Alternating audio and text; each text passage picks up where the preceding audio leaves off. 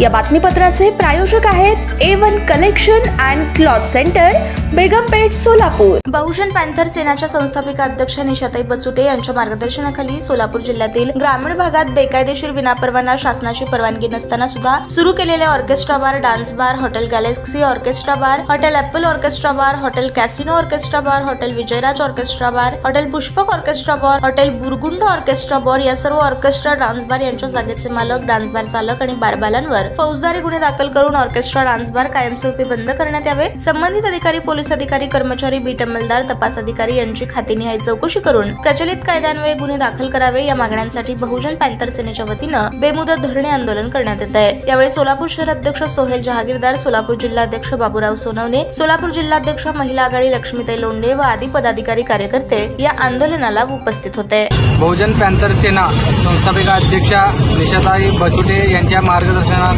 आज आम्ही सोलापूर ग्रामीण भागात बेकायदेशीरपणे व शासनाची परवानगी नसताना सुद्धा सुरू असलेले orchestra bar, hotel Galaxy orchestra bar, hotel Apple orchestra bar, hotel Casino orchestra bar, hotel Vijayraj orchestra bar, hotel Pushpak व हॉटेल बुरगुंड ऑर्केस्ट्रा बार या ऑर्केस्ट्रा बारांना कोणतीही शासनाची परवानगी नसताना सुद्धा ऑर्केस्ट्रा बार हे चालूच आहेत। ऑर्केस्ट्रा बार खाली डान्स बार चालू आहे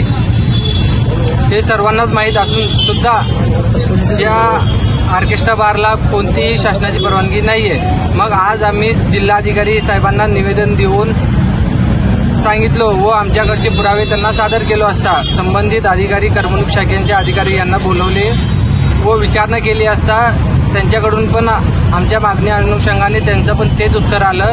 की ऑर्केस्ट्रा बारवाल्यांना कोणतीही शासनाची परवानगी व करमणूक शाखेची परवानगी नाही। त्यानंतर जिल्हाधिकारी साहेबांनी आम्हाला आश्वासन दिले की ते 6 ऑर्केस्ट्रा बारचे त्वरित परवाने रद्द करणार व